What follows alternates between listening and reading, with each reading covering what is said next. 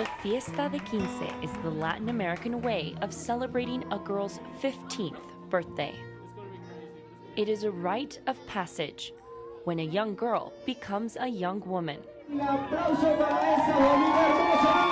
This quince is for Nicole Culverhouse. She is from the United States, but her Colombian-born stepmother, Nicole Culverhouse, wanted to share this special tradition. She is an incredible young lady, and for us to give her quinceañera was for her to see that she's part of the Latino family now, and it was another way for me to kind of live, through her, because I didn't have one.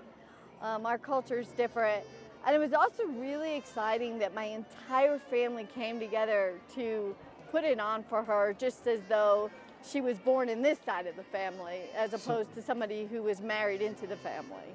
So that was just incredible. Celebrating her stepdaughter's quince was especially important for Nicole, not only to share her culture, but partly to live the experience herself, as Nicole did not grow up with her Colombian family. He's been with me since the day I was adopted, so he's like my oldest possession, so he goes with me everywhere. Nicole Culverhouse was kidnapped when she was only 5 years old and put up for adoption. Soon after, an unknowing family living in the United States adopted her. In 2012, Nicole decided to return to Colombia for the first time in 36 years to search for her biological family. CCTV America followed Nicole in her quest. I'm definitely going to be coming back to Colombia many, many, many more times just to learn more about my culture. I'm never going to give up finding my family. I know that they're there. I know that they didn't want me to be adopted. I just know that they were looking for me. At the time, the search for Nicole's family seemed impossible. She had no family names to go by, no address to begin her search. So we came here to hopefully find my birth certificate, and we found both certificates, but they both are wrong. They have our adopted name and not our Colombian family. So it's disappointing. I remember that my father... During her search, a Colombian news program interviewed Nicole, where she gave lengthy details of how she remembered her childhood and the day she was kidnapped. On the day that I left, my brother and I got into a little squabble. I don't remember what. I crawled on the wall and I just started crying. And one of the ladies in a black dress came up and she was very nice to me. And she said, "Well, why are you crying?" And I said, "Because my brother left me." And I don't know if she thought that meant I was abandoned or what. A week after the broadcast aired, the impossible happened. Nicole's Colombian family saw the broadcast and reached out. The emotional moment when they reunited for the first time was captured by our cameras.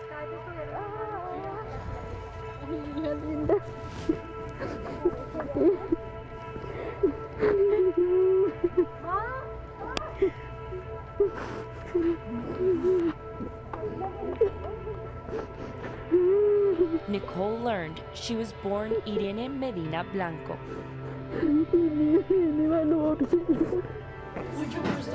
The long-awaited family reunion brought up memories. Nicole's mother, Luisa Blanco, recounted the day of Irene's disappearance. Luisa had gone into her food stand for a moment, while Irene was outside. When she came out, Irene was gone. Entonces, él se la olvidó que yo corría como loca buscándola por estas calles, entonces mismo que le pasó. Yo vi que una señora bajó, tenía un saco negro, así, y entonces yo me fui a ver, digo, aquí para abajo cogió. Yeah. Y nada. I have no pictures. I have no pictures except from after the adoption. The family announced Irene's disappearance on the radio, but had no success in locating her. After 25 years of waiting, Mrs. Blanco never lost hope.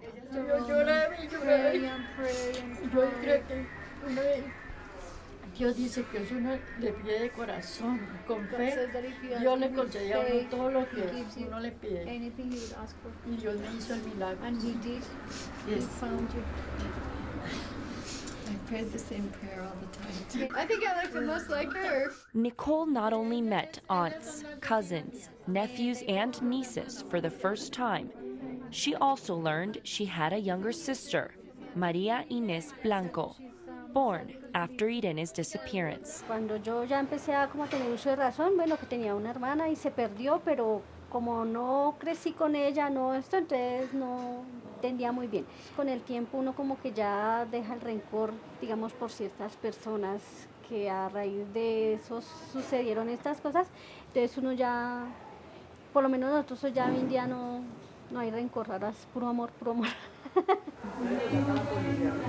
Since this reunion back in 2012, Nicole has visited her Colombian family numerous times. Family gatherings of the Blanco family are filled with food, laughter, and joy. But remembering the years lost is still difficult for Nicole when she thinks of the suffering her mother went through over a lost child. Maria probably saved her. If Maria wasn't born, maybe she wouldn't have been as strong. Que si María no nació, tal vez tú no eras tan fuerte.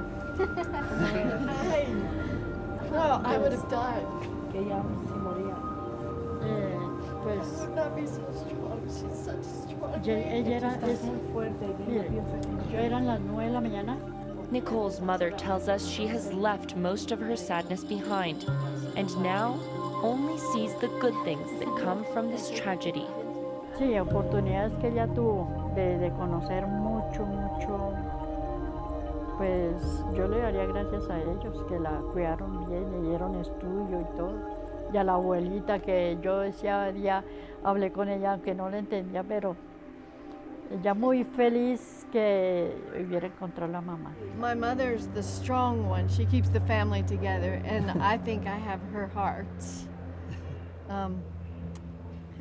I don't know how he's going to take it, but I think I have his temper. Nicole's father, Carlos Otoniel Median Torres, was not present at the first family reunion. The kidnapping took a toll on Carlos and Luisa's marriage, and he moved to Venezuela years ago. Me parecía que la veía cuando ella salía a encontrarme y me regresaba, era a tomar. Y así seguía hasta que después un día fui a comprar la carne para traer por ahí, no me aguanté, puse a tomar. Después de eso, yo mismo entré y intenté quitarme la vida. No, para mí. The feelings of guilt also haunted Nicole's older brother, José Blanco, who was with her the day she was kidnapped. Por haberla dejado sola en el parque. Y uno como es niño no entiende las cosas. Sí, la dejé sola, estábamos jugando los dos en el Colombia y en el parque. Mi mamá estaba ya en el restaurante y me pegaron ganas de tomar algo y la dejé salir. Mi hermana sí lloró. Because I was the first grandchild in the new family, I got lots. For Nicole, the healing process from the long separation is helped by discovering traits she shares with her brother and other family members. I'm always laughing like my brother. It's incredible. The minute we found each other, I knew for sure that we were definitely family. It's like this cloud just came off of me. I just get this surge of happiness. It's hard to explain. You hear other people talking about it, but until you experience it yourself, you don't get it. But whereas before, I would have this constant anxiety for something that was incomplete. In 2013, Nicole and her husband, Jonathan Culverhouse, welcomed a baby girl, Miraya Irene Blanco Culverhouse. Yeah, so I'm very proud, I think, would be the best way. Over the past 2 years, I've become very proud that I have the family in Colombia And I'm very proud that my wife is so serious about just enveloping herself into the culture. Nicole is also serious about her goal to help other adoptees find their happy ending. Several of the adoptees have seen my story, even people who weren't Colombian. I had people from France use Google Translate and communicate with me and tell me that I was their inspiration, and that just floored me, but it also reinforced the fact that I need to tell the story. I need to set up a fund. I've got a web page to try to help people. Just, this is how you get a cedula, this is how you find this and that. The search for birth parents can seem nearly impossible for adoptees. For many who come from Colombia, adoption papers in the 70s and 80s don't carry verified information, such as the name of birth parents. The group that we're in, a lot of the adoptees keep doing the DNA test, and they When there are find no each other, leads, and we're all on thousands the of page. adoptees worldwide turn to DNA testing companies to search for clues or blood relatives. So that they can get the kit, because there's a lot of adoptees who can't With even a simple at-home DNA kit, a cell sample is sent to the company where it is compared to a bank of tens of thousands of genetic samples. As the database of inquiring adoptees and family members grow, so does the possibility of finding distant relatives. Okay, finish. Nicole did the test before she found her family. With her information in the DNA database, she has been contacted by other adoptees who appear to be 5th, 4th, and even 3rd-degree cousins. Since 2 of the adoptees contacted me and said they're my cousins, now I just have to find out, are they on my mother's side or are they on my father's side? And then that way they can find some closure in their life, like we're trying here. Well, Yeah. she did. I'm trying to too. Gloria Sanchez, Colombian-born and adopted by a family in the United States, is one of those adoptees. According to DNA testing, Nicole could be Gloria's 2nd to 4th-degree cousin. They are meeting in Colombia for the first time, so Gloria can get to know her distant relatives. That feeling of connection with family for the first time was so overwhelming. So I totally understood how she felt and how she feels around our family. You know, even though it's a little apprehensive because we don't know the exact connection, but it's still family for the first time. And that's emotional, so I understand. I totally understand. How important are these like DNA tests for you guys for adoptees, Gloria? Like How important are they? yeah, It gives you a connection of identity of who you are or where your family's from. It just kind of makes you feel like you belong somewhere. Yeah. That you have a place. Like instead of looking in the mirror, you're the only one. You just see yourself. You can actually put a face with the people that you are. Nariz pequeña. Okay, yo tengo nariz pequeña. Check. Gloria wasn't adopted until she was 7 years old, so she has vivid memories of her childhood. I was abandoned as a girl. I don't know who my parents are. I just remember being dropped off in the middle, like it was raining and really dark, and dropped off on a bus. And basically lived on the street for a while, and then I got put in an orphanage. Before being taken to an orphanage by a good Samaritan that found her on the street, Gloria remembers living with a woman named Selena. The woman made Gloria work as a housemaid despite her young age. Gloria remembers Selena had a daughter named Susana. I've always felt that God was always with me as a little girl. There would be nights. I remember one night I was crying. I was at that lady's house named Selena. That she had just tried to drown me, and her daughter saved my life. And I went upstairs and I couldn't sleep in the bed. I always had to sleep on the floor. And I was upstairs with the dog and I was looking at the stars and I said, God, just take me to heaven. I don't know what my purpose as a kid is. I don't feel loved anymore. I felt that way, and it's like I felt a soft hand just pressed down on my shoulder saying, it's gonna be okay, I love you. And ever since then, I just always felt like God was always by my side. And I'm not a person that goes to church all the time, but my faith in the man upstairs and God has got me where I don't hate people. Gloria has been trying to find Selena, the woman who threw her out, in the hope that she will have answers about her birth family. I needed to find out who I am. I look in the mirror every day and I don't really know who I am. I don't have a mom, I don't have a dad. I can say, wow, you know, I look like you, or I have a brother and sister that we look alike. So I wanted that part of me of also coming back and be able to forgive the people that did me wrong and just have closure in my life of knowing of why did it happen, why didn't they want me. An adoptee's search for his or her biological family can take years.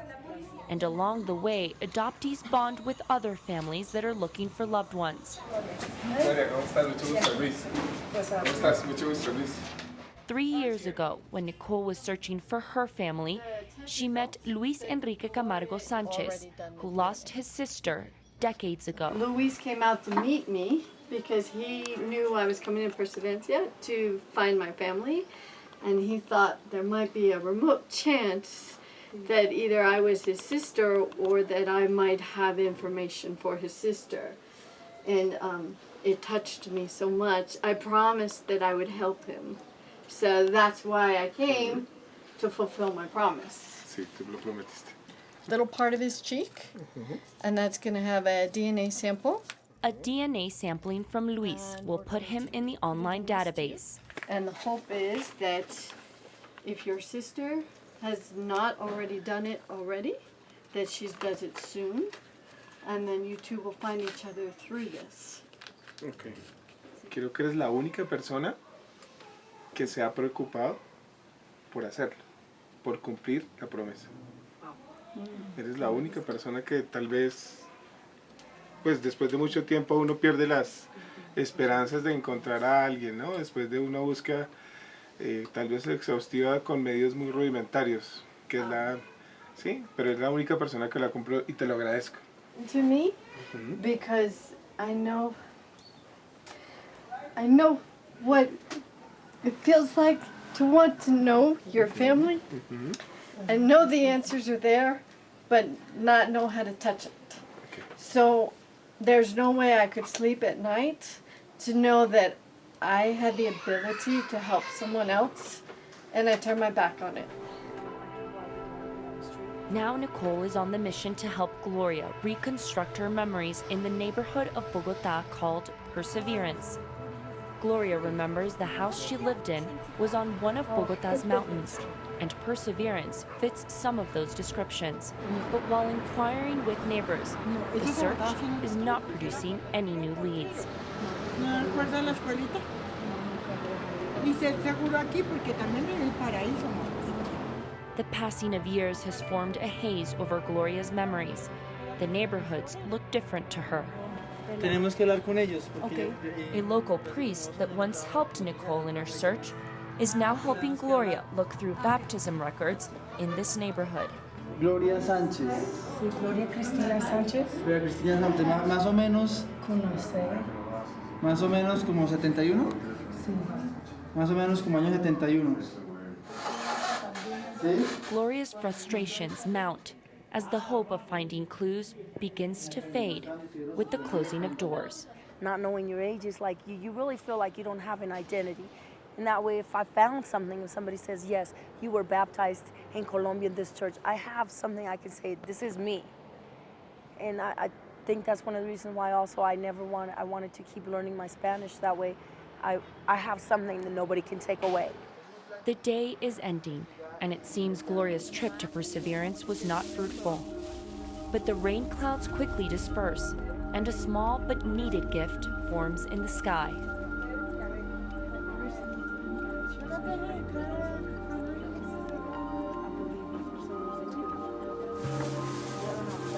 For many of the adoptees, a trip to Colombia might not produce the immediate answers they are looking for, but the journey to their country of birth and reconnecting with traditions such as a quince can become a sort of rite of passage, a place where healing can begin and a new chapter can start.